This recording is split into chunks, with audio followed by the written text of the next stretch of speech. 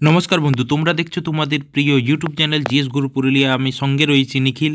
তো আগামী 24 ডিসেম্বর যে প্রাইমারি টেট রয়েছে তাকে কেন্দ্র করে আমি পরিবেশের বেশ কিছু গুরুত্বপূর্ণ কোশ্চেন তোমাদের সামনে নিয়ে এসেছি। তো আজকের এই ভিডিওটি হচ্ছে লাস্ট মিনিট সাজেস্টিভ কোশ্চেনের উপর বেস করে, এবং পরীক্ষায় 25+ স্কোর করতে হলে অবশ্যই ভিডিওটি তোমরা শেষ পর্যন্ত দেখার চেষ্টা করো। আশা করি তোমরা কিন্তু অনেক উপকৃত হবে। তো যেসব বন্ধু আমার ইউটিউব চ্যানেলে নতুন তারা অবশ্যই চ্যানেলটা সাবস্ক্রাইব করে নেবে। তো অবশ্যই কিন্তু ভিডিওটি তোমরা শেষ পর্যন্ত দেখার চেষ্টা করো। আশা করি তোমাদের ভিডিও অনেক কাজে লাগবে পরীক্ষার হলে গিয়ে। দেখবে কিন্তু হুবহু এই কোশ্চেনগুলোই কিন্তু পরীক্ষাতে এসেছে।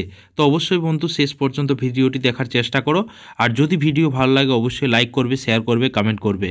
দেখো আমি কোশ্চেনে চলে যাচ্ছি সোজাসুজি। তো দেখো এখানে যে ফার্স্ট যে কোশ্চেনটি রয়েছে যে ধূলিঝড়ের ফলে জল দূষণ না শব্দ দূষণ না বায়ু দূষণ না মাটি দূষণ হয়, কোন দূষণ হয়? তো এর সঠিক উত্তর হয়ে যাবে কিন্তু বন্ধু বায়ু দূষণ। অর্থাৎ ধূলিঝড়ের ফলে যেটা হয় সেটা হচ্ছে বায়ু দূষণ।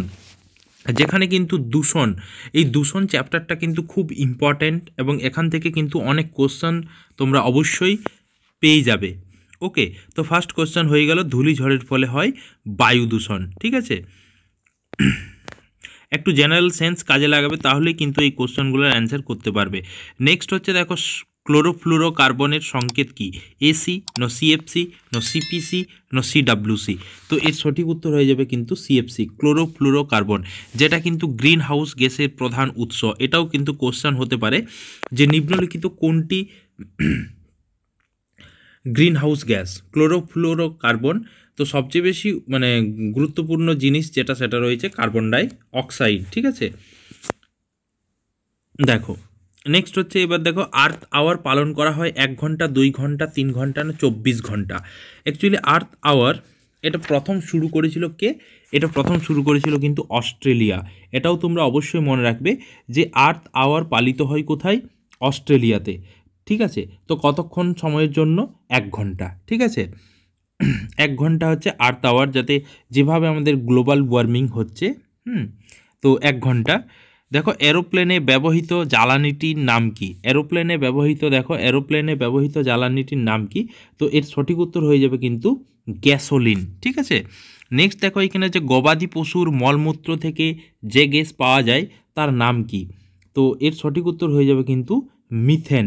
ঠিক আছে, এর সঠিক উত্তর হয়ে যাবে কিন্তু মিথেন। দেখো নেক্সট কোশ্চেন রয়েছে যে বায়ুমণ্ডলের ভাসমান সূক্ষ্মকণা যেটা রয়েছে, সূক্ষ্মকণা, সেটা হচ্ছে লোয়েস না অ্যারাসোল না পলনা না অ্যালবেডো? তো এর সঠিক উত্তর হয়ে যাবে কিন্তু অ্যারাসোল। তো এর সঠিক উত্তর হয়ে গেল কি? অ্যারাসোল। ঠিক আছে, লোয়েস সমভূমি লক্ষ্য করা যায় মরুভূমিতে, আমরা এই যে ধূলি ঝড়ের ফলে হয়। নেক্সট দেখো যে কোশ্চেন রয়েছে যে ওয়ার্ল্ড হেলথ নির্দেশিত শব্দের নিরাপদ মাত্রা কত? ওকে, 60 ডেসিবেল ন 65 ডেসিবেল 70 ন 80? তো এর সঠিক উত্তর হয়ে যাবে কিন্তু 65 ডেসিবেল। ঠিক আছে, যেমন ধরো আমাদের যে রকেটের শব্দ রয়েছে, রকেটের শব্দেতে অনেক শব্দ দূষণ হয়, যে শব্দ কিন্তু আমাদের নিরাপদ মাত্রা ছাড়িয়ে যায় যতটা দেওয়া রয়েছে।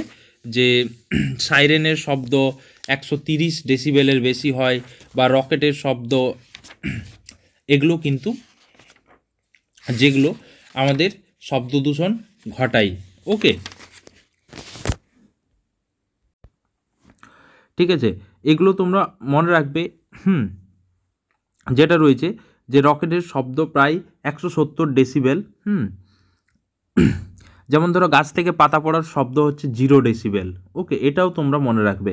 গাছ থেকে পাতা পড়ার শব্দ, যেটাকে আমরা ক্ষীণ শ্রবণযোগ্য শব্দের মাত্রা। তো গাছ থেকে পাতা পড়ার শব্দ হচ্ছে 0 ডেসিবেল।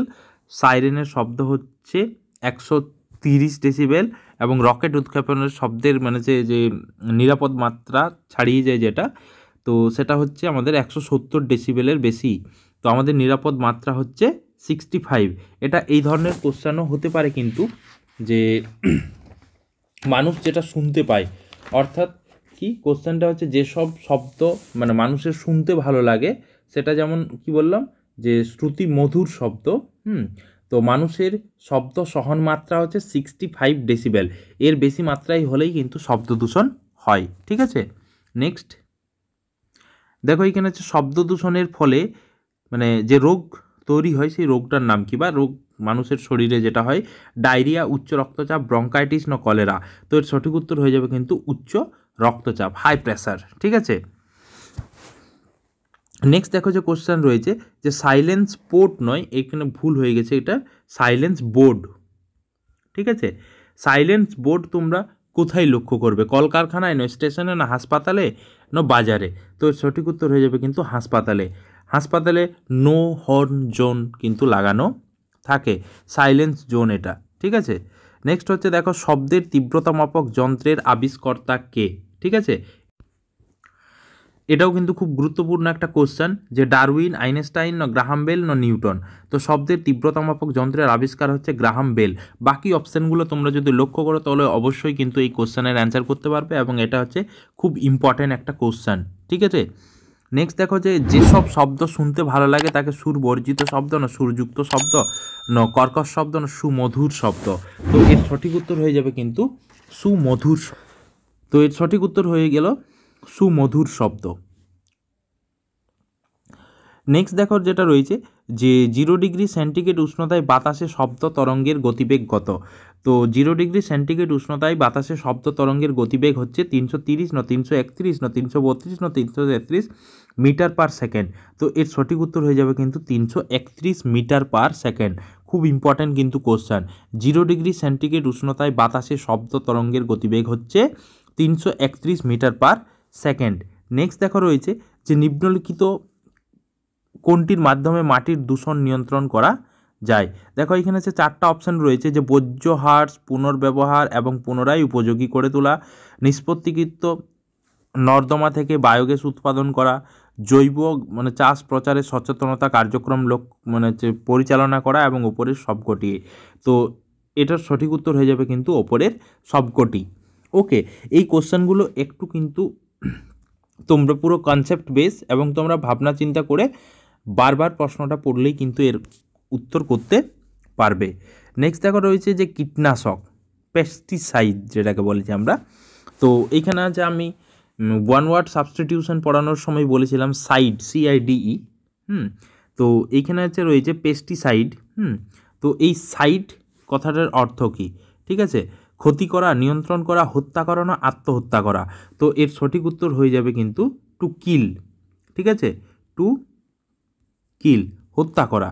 ঠিক আছে, নেক্সট দেখো যেটা রয়েছে যেটা যে নিচের কোনটি কীটনাশক নয়। ঠিক আছে, দেখো এখানে আছে নিচের কোনটি কীটনাশক নয়, বোরিক অ্যাসিড, অ্যালেথ্রিন, রোজোল ন আলপ্রাজোলাম।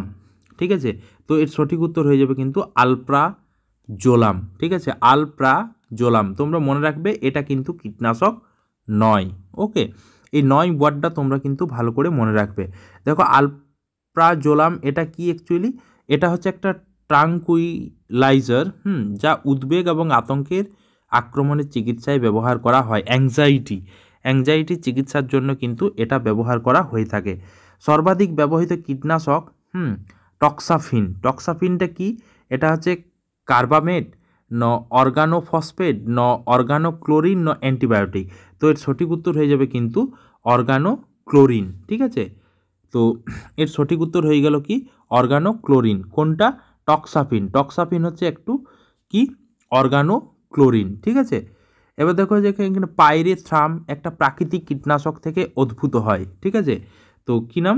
পাইরেথ্রাম। পাইরেথ্রাম আমরা কোথা থেকে পাই? একটা প্রাকৃতিক ন্যাচারাল কীটনাশক। কোথার থেকে আসে এটা?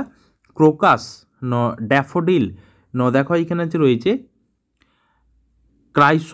ক্রাইসোন্থেমাম। ঠিক আছে, ন মাখন কাপ। তো এর সঠিক উত্তর হয়ে যাবে কিন্তু অপশন সি, যার বাংলা হচ্ছে চন্দ্রমল্লিকা। ঠিক আছে, চন্দ্রমল্লিকাও তোমরা মনে রাখবে, অথবা ক্রাইসান্থেমাম। ঠিক আছে, তো কি জিনিসটা হচ্ছে পাইরেথ্রাম। পাইরেথ্রাম আমরা কোথা থেকে পাই? চন্দ্রমল্লিকা বা ক্রাইসান্থেমাম। ঠিক আছে, দেখো এখানে হচ্ছে এক কথায় কিছুগুলো কোশ্চেনের অ্যান্সার দেওয়া আছে, যে ইঁদুর এবং ইঁদুর মারার জন্য ব্যবহৃত রাসায়নিক যেটা রয়েছে পেস্টিসাইড, যেটার নাম হচ্ছে রোডেন্টিসাইড। ঠিক আছে। নেক্সট কোশ্চেন যেটা রয়েছে সেটা হচ্ছে পাইরেথ্রিন কীটনাশকের সিনথেটিক সংস্করণকে বলা হয় পাইরেথ্রয়েড। ঠিক আছে, পাইরেথ্রয়েড। ঠিক আছে। নেক্সট যে কোশ্চেনটি পাবো আমরা, একটি সালফোনিলুরিয়া ভেষজনাশক, যেটা সালফোনিলুরিয়া ভেষজনাশক, সেটার নাম কি? সেটার নাম রয়েছে কি? নিকোসালফুরন। ঠিক আছে, নিকোসালফুরন। ওকে। নেক্সট যেটা কোশ্চেন রয়েছে সেটা হচ্ছে পেন্টাক্লোরোফেনল কীটনাশকের শ্রেণীর নাম কি? এটা হচ্ছে একটা ফাঙ্গিসাইড বা ছত্রাকনাশক, এটা মনে রাখবে। পেন্টাক্লোরোফেনল এটা কোন শ্রেণীতে পড়ে? সেটা হচ্ছে ফাঙ্গিসাইড বা ছত্রাকনাশক। নেক্সট যে কোশ্চেনগুলো পাবো, দেখো এখানে হচ্ছে লেমাটোসাইড হত্যা করে, একটি লেমাটোসাইড হত্যা করে, কি হত্যা করে? দেখো এখানে আছে নেমাটোড কৃমি, নেমাটোড ওয়ার্মস, মনে রাখবে কিন্তু। ঠিক আছে। এরপর দেখো ডিডিই, এটা হচ্ছে একটা ইনসেকটিসাইড, এর পুরো নাম কি? Dichloro diphenyl trichloro ethane. Okay, তো এর পুরো নাম হচ্ছে এটাই, অপশন এ। ঠিক আছে, ডাইক্লোরো ডাইফিনাইল ট্রাইক্লোরো ইথেন। ঠিক আছে। নেক্সট দেখো রয়েছে বয়গন বা বেগন, এই জিনিসটা কি? এই দেখো এখানে হচ্ছে বেগন উপস্থিতি সক্রিয় উপাদান, অর্থাৎ বেগন কোথায় থাকে সবচেয়ে বেশি? ট্রান্সফ্লুথ্রিন। নামগুলো কিন্তু, টার্মগুলো তোমরা মনে রাখবে।